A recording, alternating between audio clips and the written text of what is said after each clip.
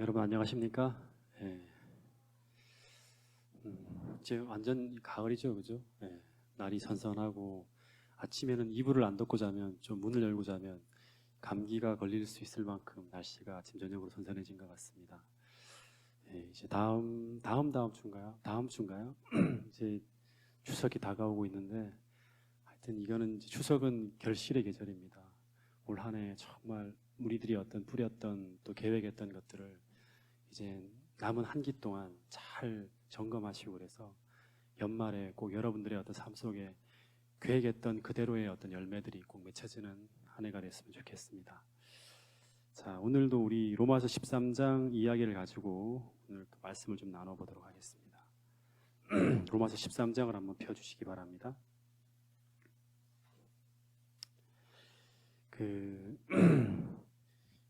이 13장부터는 믿음으로 말미암아 하나님의 백성이 된 사람들의 좀 딜레마에 대한 이야기를 좀 합니다.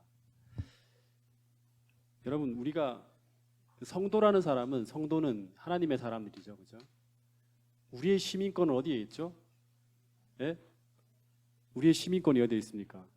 예, 우리 하나님의 아들이기 자녀이기 때문에 천국 시민이에요, 우리는. 예. 근데 우리가 천국 시민이라고 해서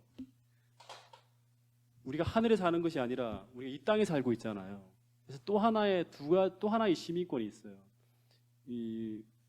우리는 대한민국 국민이잖아요. 그렇죠?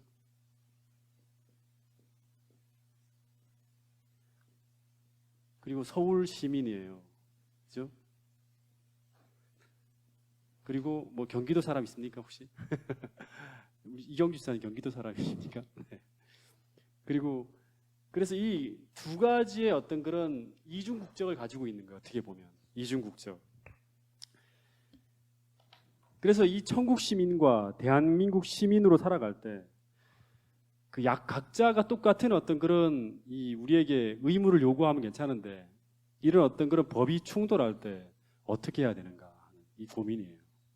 그것도 마찬가지예요. 우리가 어떤 한 가정에 살아가고 있는데 이 가정이 하나님을 믿지 않는 어떤 그런 부모나 형제나 가족들이 우리의 윗사람으로서 우리에게 어떤 것을 요구할 때 우리를 어떻게 해야 되는가 하는 이런 이제 딜레마에 대한 부분들을 해석하는 게 로마서 13장의 이야기입니다. 13장 1절 2절 말씀을 먼저 한번 읽어보며 말씀을 나눠보도록 하겠습니다. 1절 2절 시작. 각 사람은 위에 있는 권세들에게 복종하라. 권세는 하나님으로부터 나지 않음이 없나니 모든 권세는 다 하나님께서 정하신 바라. 그러므로 권세를 거스리는 자는 하나님의 명을 거스름이니 거스르는 자들은 심판을 자취하리라. 예. 많은 사람들이, 많은 그리스도인들이 이 말씀 때문에 많은 고민을 합니다. 최근에 제가 우리 집에 중앙일보 신문을 보는데 그 밑에 광고 보니까 불의한 정권에 대해서 사회 이제 운동을 하는 어떤 그런 그 천주교 캐톨릭 신부들을 뭐라 그러냐면 정의구현 사제단이라는 어떤 그런 신부들이 있어요. 근데 최근에 이제 이석기 그런 국회의원 사태가 벌어지면서 그 천주교에 보면 대한민국 수호를 위한 무슨 단체라 그래요. 그 사람들이 정의구현 사제단 이 사람들의 어떤 그런 사제직에 대해서 우리는 그 권위에 대해서 복종하지 않겠다 하면서 막 그런 성명도 내고 하는 걸 보게 됩니다. 여러분 공산권에 사는 신자들이나 반기독교 국가에서 사는 사람들은 이 말씀을 어떻게 생각해요? 이것도 같은 말씀으로 이해해야 될까요? 공산권이나 반기독교 국가 그런 정권이 그 나라의 어떤 그런 정부의 정권에 섰다 그러면 하나님께서 이런 나라들에게도 동일한 말씀처럼 그들에게도 이런 권세를 주셨어요. 하나님이 권세를 주셨을까요? 예? 예? 저 김일성, 김정은 세습 정권도 하나님이 그 권세를 주셨을까요? 그 나라의 왕에도 김일성, 김정은, 김정일로 시작된 이 3대 세습이 이루어지는 저 악한 정권에도 하나님이 주시는 권세 아래서 그 사람들이 다 복종을 해야 될까요? 예? 아니에요. 자, 집사님 잘 들으세요. 만일 공산주의 국가가 어떤 나라를 정복했다면 그것이 우리의 보기에는 하나님의 뜻이 아닌 것으로 보일지라도, 그러나 우리가 알지 못하는 어떤 이유가 있어서 이것을 허락하신 것으로 이해하는 것이 정답이라 합니다. 왜냐하면 어떤 정권이나 어떤 권력도 하나님이 허락하지 않고는 존속할 수 없다는 것이 성경적인 이 견해입니다. 그래서 모든 권세는, 이 세상의 모든 권세는 다 하나님이 허락하지 않고는 세워질 수도 이루어질 수 없다는 거예요. 그 이야기가 바로 우리 지정희 집사님 저와 함께 공부했던 다니엘서 2장 20절부터 21절의 말씀의 가운데 나오는 거예요. 최근에 공부. 펴보겠습니다. 다니엘서 2장 20절 21절. 지은아, 어떤 성경절이야? 안 보고도 알아야지. 응? 다니엘서 2장 20절 21절. 이게 중요한 성경절이에요. 이거하고 그 로마서 13장 1절 2절하고는 딱 매치가 됩니다. 이것에 근거해서 로마서 13장이 이렇게 다윗이 아니라 바울이 주석을 하는 거예요. 그 이야기로. 자, 20절 21절 같이 읽어보겠습니다. 시작. 다니엘이 말하여 이르되 영원부터 영원까지 하나님의 이름을 찬송할 것은 지혜와 능력이 그에게 있음이로다. 그는 때와 계절을 바꾸시며 왕들을 패하시고 왕들을 세우시며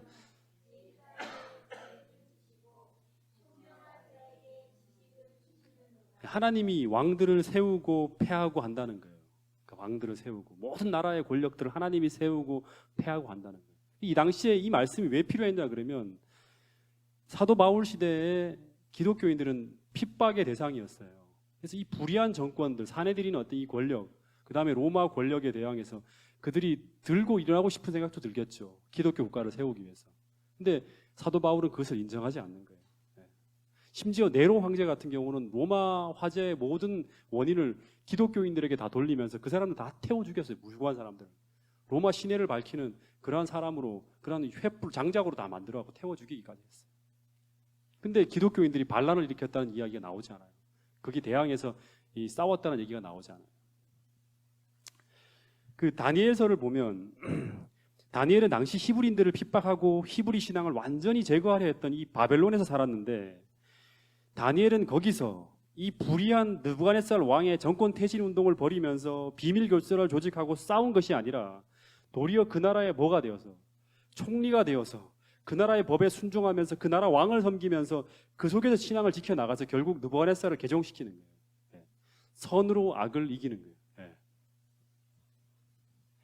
물론 하나님의 법의 원칙을 훼손하지 않는 가운데 그는 그렇게 살았죠. 다니엘서 6장에 보면 다리오 왕이 어떻게 합니까? 법을 세우는데 그 법은 뭐예요? 하나님에게 기도하지 말고 경배하지 말라고 한 달 동안 그렇게 했을 때 그는 그 법에 순종하지 않고 끝까지 사자굴 속에 들어가는 거예요. 싸우는 게 아니라 사자굴 그 법에 의해서, 불의한 법에 의해서 죽는 것까지도 순종하는 거예요. 다니엘.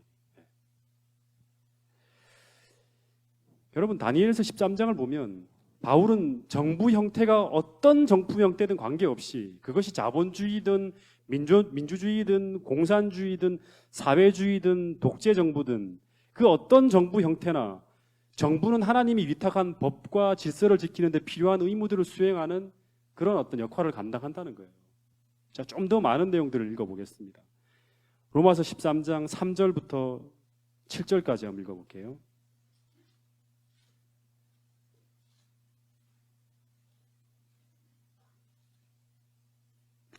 3절부터 7절까지. 자, 천천히 생각하면서 한번 읽어보겠습니다. 어렵지 않아요. 시작. 다스리는 자들은 선한 일에 대하여 두려움이 되고 악한 일에 대하여 되나니. 이렇게 다스리는 자들은 그러니까 위에 있는 권력이죠, 그죠? 선한 일을 행하는 사람들에 대해서는 두려움이 되지 않아요. 우리가 착하게 살면 두려움이 되지 않는다는 거예요. 악한 일에 대하여 그렇게 되나니. 계속 읽어보겠습니다. 시작. 내가 권세를 두려워하지 아니하려느냐. 선을 행하라. 그리하면 그에게 칭찬을 받으리라. 그는 하나님의 사역자가 되어 내게 선을 베푸는 자니라. 그러나 내가 악을 행하거든 두려워하라. 그가 공연히 칼을 가지지 아니하였으니 곧 하나님의 사역자가 되어 악을 행하는 자에게 진노하심에 따라 보응하는 자니라.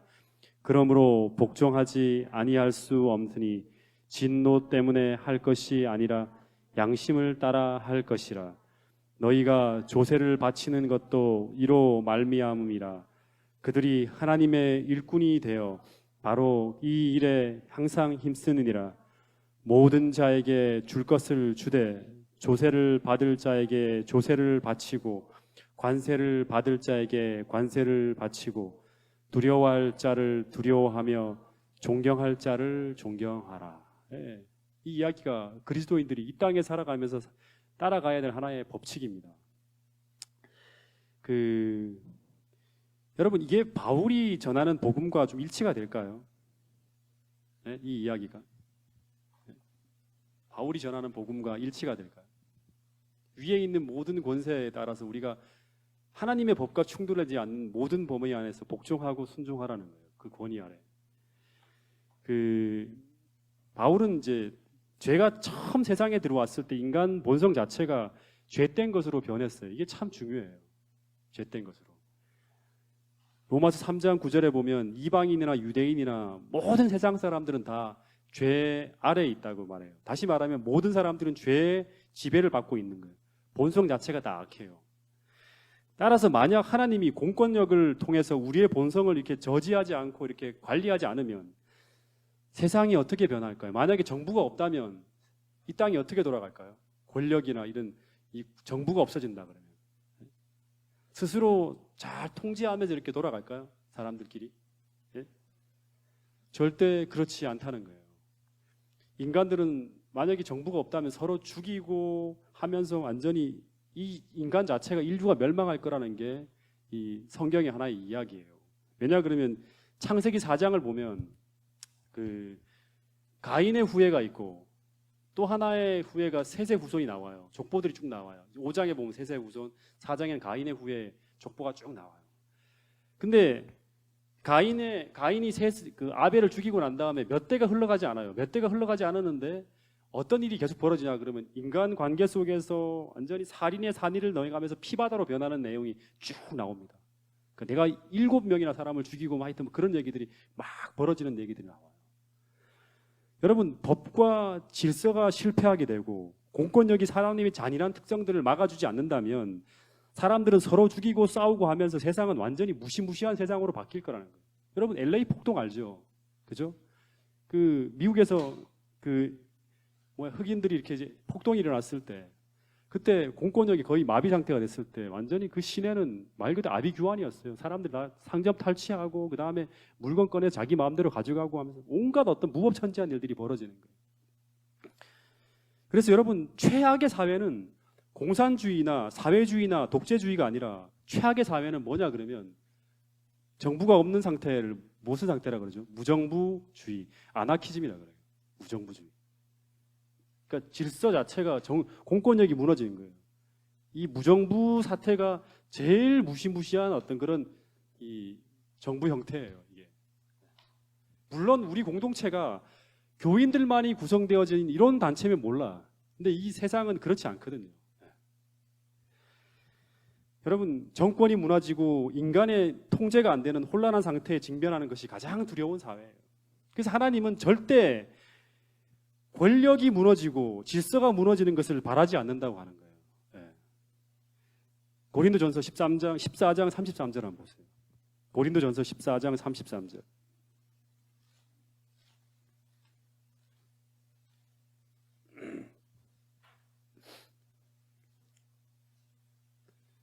자, 교회도 마찬가지예요. 이게 읽어보겠습니다. 시작. 하나님은 고린도전서 14장 33절.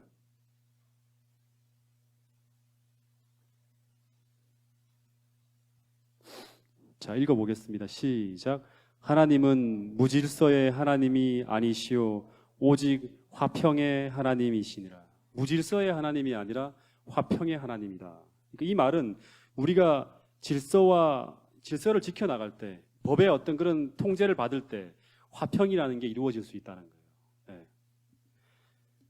그 성경을 보면 하나님은 혼돈의 반대예요. 혼돈과 무질서의 반대가 하나님이에요. 하나님의 특성이에요. 창세기 1장 2절에 보면 그 창세기 1장 2절에 보면 어떤 말씀이 있냐 그러면 창조전의 상태를 묘사한 단어들이 나와요. 그 단어 세 가지를 혹시 아세요? 예. 세상이 공허하고, 예. 두 번째는 카오스, 혼돈하고, 그 다음에 세 번째는 흑암이 깊음 위에 있고, 이런 말이 나와요. 흑암. 예. 그 두 번째 단어가 바로 이 혼돈이에요. 혼돈. 그러니까 창조전의 상태. 다시 말하면 혼란하고 무질서한 상태는 다시 말하면 이거 하나님이 안 계신 상태예요. 하나님이 안 계신 상태. 이게 바로 혼란한 상태. 하나님이 안 계신 상태. 창조전의 상태는 하나님이 계시지 않은 그런 상태를 묘사하는 거예요. 그래서 이 카오스한 상태, 이 혼란한 상태를 질서 있고 코스모스한 상태로 만드시는 분이 바로 누구냐 그러면 하나님이에요. 하나님이 역사하면 이 혼돈의 반대 현상이 나타나는 거예요. 질서가 잡히고 그 다음에 균형이 잡히고 모든 것들이 이제 통제하에서 하나님의 이 컨트롤 하에서 쭉 돌아가는 거예요. 그래서 여러분 악한 정부라 할지라도 우리 마음에 맞지 않는 정부라도 무정부 상태보다는 나은 거예요. 그 질서하에 우리가 복종하고 순종해야 되는 거예요. 하나님이 세우신 그러한 하나의 권력이라고 우리가 생각하고 하나님의 사역자라고 하잖아요. 그 사람은 그걸 인식하지 못한다 할지라도 하나님이 이 나라를 그렇게 흘러가게 만드는 거예요. 여러분 이거를 제가 확실하게 믿게 되는 게 바로 뭐냐 그러면 저는 역사를 참 좋아하기 때문에 많이 보는데요. 그 무시무시한 프랑스 혁명 때 보면 오랜 동안 거의 1000년 가까이 최고 권력을 누렸던 이 교황권과 황제의 권력이 무너져요. 프랑스 혁명 때. 그러니까 세상은 그냥 말 그대로 그때 무너졌을 때 어떤 모습이 나타나냐 그러면 이 민중에 의해서 폭동으로 이렇게 무너졌을 때 카오스한 대혼란의 상태로 들어갑니다. 그러니까 이렇게 됐을 때 그때 그 역사의 기록을 보면 막 무시무시한 어떤 그런 사람들이 막 등장해서 이제 사람들 막 잡아 죽일 때 제1차 표적이 누구냐 그러면 그 당시에 가장 사악한 무리였던 그 사제들이었어요. 다시 성직자들이었어요. 예. 이 성직자들이 거의 5,000명 가까이가 국경을 탈출하다 다 죽어요. 단두대에서 다 목이 던데 다 죽어요. 그리고 난 다음에 황제가 죽어나가고 수많은 민간인들이 다 죽어나가요. 그때 한 정치 형태를 공포정치라 그럽니다. 예. 그리고 이 프랑스 혁명의 계기가 됐던 게 바스티유 감옥이 이제 습격이 되어갖고 무너지면서 수많은 죄수들이 사회에 다 활보하고 다녔고 사회는 너무나 끔찍한 참상들이 자행되어졌어요. 종교가 싫어갖고 종교 권력을 무너뜨렸는데 더 무시무시한 일들이 벌어지는 거예요. 네. 여러분 성경을 보면 그래서 성경을 보면 이 다윗이라는 사람이 의인이었죠. 다윗 당시에 그때 권력자가 누구였죠? 누구였어요? 사울이었죠. 근데 이 사울은 어떤 존재였죠? 네?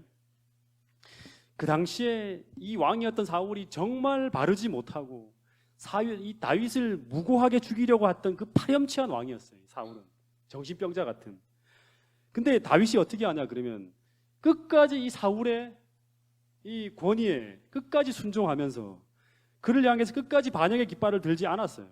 계속 그 밑에 있는 사람들이 죽여버려라. 저거 죽이고 네가 왕이 되면 되지 않냐. 끝없이 그런 얘기를 했지만 다윗이 끝까지 하나님께 맡기고 사울의 어떤 그런 이 권위 앞에 끝까지 복종했다는 거예요.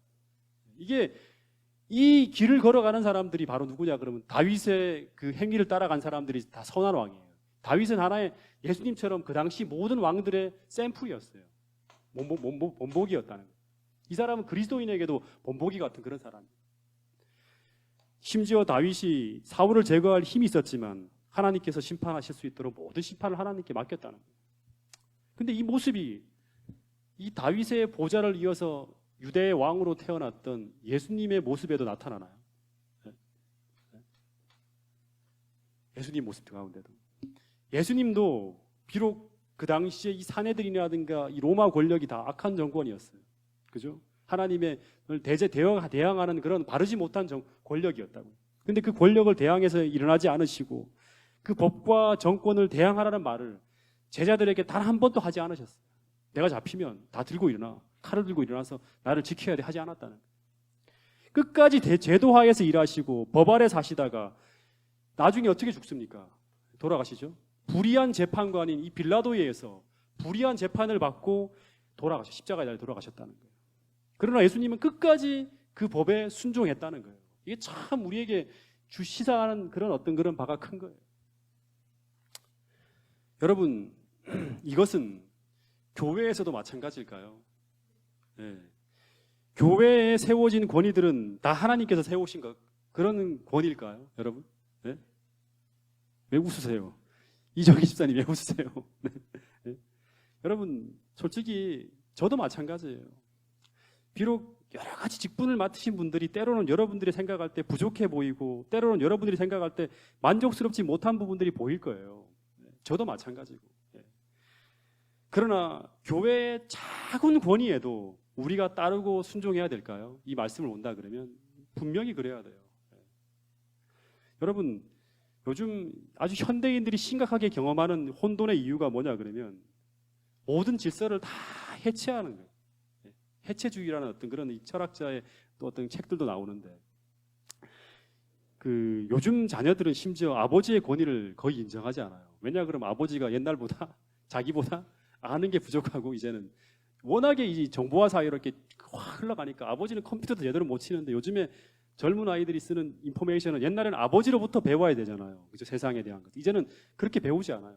컴퓨터를 통해 다 배울 수 있는 거예요. 그러니까 아버지는 구시되고 이 젊은 아이들이 다 신세대가 되니까 아버지의 권위하에 통제가 되지 않아요.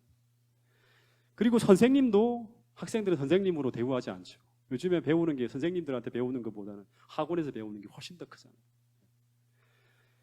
여러분, 제가 우리 이경 집사님 계신데 그 학원에 이렇게 올라가다 보니까 어떤 학생들이 엘리베이터 타고 올라가면서 하는 말을 들었는데요. 선생님에 대해서 하는 말이에요. 근데 제가 가만히 들어보면 선생님에 대한 최소한의 권위도 인정하지 않는 그런 대화를 왔다 갔다 하는 거예요. 선생님에 대해서 아주 자기 친구보다도 못한 아주 욕을 붙이면서 이렇게 대화하는 걸 들었어요. 여러분, 이런 분위기는 기존의 모든 사회적 전통과 권위를 일체 거부하는 모습으로 사회 현상이 흘러가요. 이게 참 마지막 시대의 모습이거든요. 다 혼돈이에요, 혼돈. 가정이 무너지고 나라가 무너지고 모든 권위들이 다 해체되어지는 거예요. 예수님이 하나님이 안 계신 그런 현상으로 흘러가는 게 이 사회 하나의 현상이에요. 여러분, 그리고 권위에 도전하는 것이 신사고고 그리고 권위에 도전하는 사람들이 신세대고 그런 어떤 사회 풍토가 세상에 만들어져요. 지금 온 세상에 다 그렇게 만들어져요. 여러분, 우리가 착각하면 안 되는 게 뭐냐 그러면 이 권위주의는 반드시 무너져야 되지만 그렇다고 이 권위마저 무너뜨리면 안 되는 거예요. 권위주의는 해체되어야 되지만 나쁜 거지만 이 권위는 우리가 세워야 되는 거예요. 이 권위주의라는 게 뭐예요? 밑에 사람들의 얘기를 전혀 듣지 않고 내가 이 어떤 조직의 최고 리더니까 내 마음대로 하겠다고 이렇게 해서 자기의 어떤 직분을 가지고 밀어붙이는 게 바로 이 권위주의잖아요. 사람들의 의견을 듣지 않고. 근데 이 권위주의는 나쁜 거지만 그렇다고 해서 그 권위를 해체하는 것은 이거는 위험한 거예요. 여러분, 권위가 무너지면 나머지 모든 것들도 다 무너집니다. 그래서 여러분, 질서에 따라가지 않고 다 나 잘난 멋대로 나아가는 조직과 사회를 우리가 생각해 본다 그러면 그 집안은, 그게 만약에 집안이라면 그 집안은 콩가루 집안이 되는 것이고 그리고 그게 교회라 그러면 완전히 맨날 쌈박질만 하는 그런 교회가 됩니다. 하나님은 그것을 절대 원하지 않는다는 거예요. 목사는 목사로서의 권위가 있어야 되고 장로는 장로로서의 권위가 있어야 되고 집사는 집사로서의 권위가 있어야 되고 각 직분의 부서장들은 그 부서장으로서의 권위가 있어야 돼요. 인정이 돼야 돼요. 아무리 그 사람이 부족하고 모자라고 그렇게 보인다 할지라도 그 권위는 인정해줘야 된다는 거예요. 하지만 이것이 사람들이 만들어주는 그 직분을 통해서 만들어지지 않는다 하더라도 스스로 또 그 직분을 맡은 사람들은 하나님의 말씀을 따라 살아가면서 하나님이 그 직분에 걸맞는 그 권위를 얻을 수 있도록 그런 영성과 또 그런 것들을 우리가 노력해야겠지만 또 한편으로는 사람들이 그 부분을 인정해주는 해야 된다는 것도 이 로마서 13장의 하나의 기별이라는 사실입니다. 여러분, 제가 우리의 모든 신앙의 샘플이 되는 사람들에 대한 이야기를 쭉 읽어보면 다 다윗처럼 예수님처럼 살았어요. 이 글을 쓴 사람이 누구죠? 이 글을 쓴 사람이 지금 로마서 13장을 누가 쓰고 있습니까? 바울이 쓰고 있죠. 바울. 근데 이 바울의 삶을 보면 이런 삶이었어요. 여러분, 바울은 출신이 뭐예요? 제가 볼 때는 누구 이야기를 들었지 않아도 될 만큼 최고의 어떤 그런 학벌을 가진 사람이에요. 거의 천재에 가까운 그런 어떤 그런 지식을 가지고 있는 당시의 최고 엘리트였어요. 근데 자신보다 훨씬 열등한 사람들이 예루살렘 교회 본부의 지도자로 세워져 있어요. 이 사람들은 다 누구예요? 베드로, 야고보 전부 다 누구예요? 다 어부 출신이고 세리 출신이고 전부 다 하찮은 사람들이에요. 당시. 근데 그렇게 구성되어진 이 사도들을 바울에 비하면 비교도 안 될 정도로 초라한 사람들이었어요. 그죠? 근데 바울은 단 한 번도 이 사도들로 구성된 초대교회의 리더십의 결정에 반발하지 않았다는 거예요. 참 이게 참 대단한 거예요. 바울이 회심한 후에 이제 선교를 위해 함께 일하자고 하면서 예루살렘을 방문해요. 회심한 후에 처음으로 방문을 해요. 바로. 근데 제자들을 만났을 때 이 제자들이 바울에게 뭐라 그러냐 그러면 아직 당신의 진정성을 믿을 수 없으니까 고향 다소로 돌아가라고 얘기를 해요. 같이 협력하지 말고.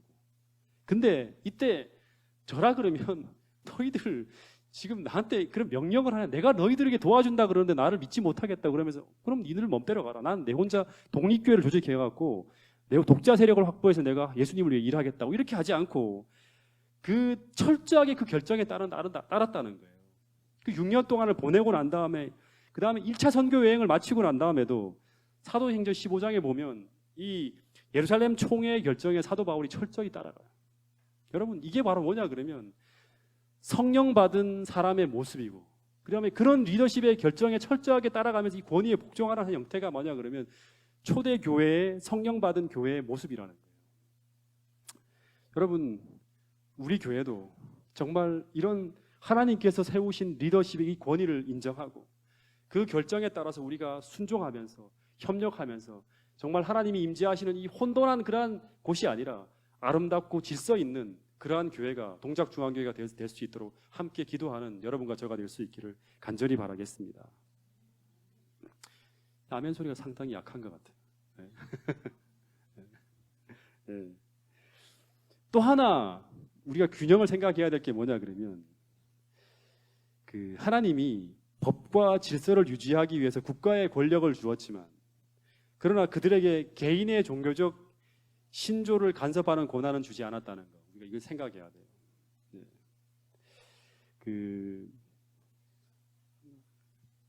사도행전을 보면 사도행전 한 5장에 보면 유대 사내들인 의회가 사도들에게 뭐라 그러냐면 당신들의 믿음을 버리라고 요구해요. 그리고 다시는 예수님에 대해서 그 다음에 이 너희들이 가지고 있는 이 진리를 전하지 말라고 명령을 해요. 뭘로 명령하냐 그러면 국가 공권력으로 명령을 해요. 그때 이 사도들이 어떻게 하죠?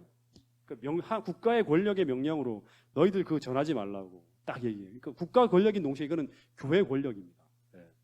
근데 이때 어떻게 하죠? 이때 사도들이 네? 사도들의 대변자로 베드로가 뭐라 그러냐 그러면 사도행전 5장 28절 29절에 보면 내가 사람보다 하나님을 순종하는 것이 마땅하다고 얘기합니다. 이게 참 중요해요. 다시 말하면 예수 그리스도의 이름으로 가르치지 말라는 이 명령은 양심을 건드는 명령이므로 순종할 수 없다는 거예요. 분명히 사도 바울은 사도행전 13장에서 공권력에 복종하라고 명령했지만 그러나 이것은 분명히 개인적 신앙적 양심에 관여하지 않는 한에서 필요한 부분이에요. 우리에게 제재할 수 있는 부분이에요. 여러분 그러니까 우리가 국가의 법과 질서를 잘 지켜나가야 돼요. 교회에도 마찬가지죠. 권위에 대해서. 하지만 또 하나 중요한 것은 뭐냐 그러면 우리는 하늘 시민으로서 주 안에서 이 모든 세상의 법을 순종한다는 거예요. 먼저는 우리가 하나님의 법을 우선으로 생각한다는 거예요. 국가의 법과 이 하나님의 법이 충돌할 때는 우리는 언제나 국가의 법이 아니라 하나님의 법을 따라가야 하는 거예요. 여러분 오늘 우리의 삶 속에서 그러니까 이런 모든 부분에서 참 균형진 어떤 삶이 필요한 것 같아요. 이거는 국가뿐 아니라 교회 또는 가족들도 마찬가지예요. 우리 가족들 간의 관계 속에서도 마찬가지예요. 어떤 직장에서도 마찬가지죠. 그죠? 모든 위에 있는 권세는 하나님의 주신 권세로 우리가 인정을 하고 최대한 우리 양심에 거리끼지 않는 한 그 모든 질서 하에서 우리가 이 순종하며 살아갈 필요가 있는 거예요. 이 이야기가 로마서 12장에 말하는 것처럼 너희들은 모든 사람들로 더불어 화평하게 지낼 수 있도록 지내라는 어떤 그런 말씀이 나오잖아요. 12장에. 그죠? 이 얘기와 같이 일치되는 부분이에요. 우리가 이 부분에서 우리가 잘 순종하고 따라간다 그러면 우리의 이 땅에서의 삶도 평안하고, 그 다음에 우리가 그리스도인으로서 아름다운 덕을 선전할 수 있고, 또 우리가 복음을 증거해야 될 때 그 모든 것들이 우리를 복음을 증거하는 것을 방해하는 그런 것으로 나타나지 않고 우리의 복음에 협력해서 우리가 정말 하나님의 복음을 잘 전할 수 있는 길을 닦는 어떤 그런 역할도 낼 수 있는 부분입니다. 여러분의 삶이 이렇게 아름답고 질서 있고 또 균형 잡힌 그러한 삶으로 말미암아 하나님께는 영광이요, 또 이웃들에게는 참으로 좋은 이웃으로 남을 수 있는 그런 여러분과 저가 될 수 있기를 간절히 바라면서 오늘 말씀을 줄이도록 하겠습니다.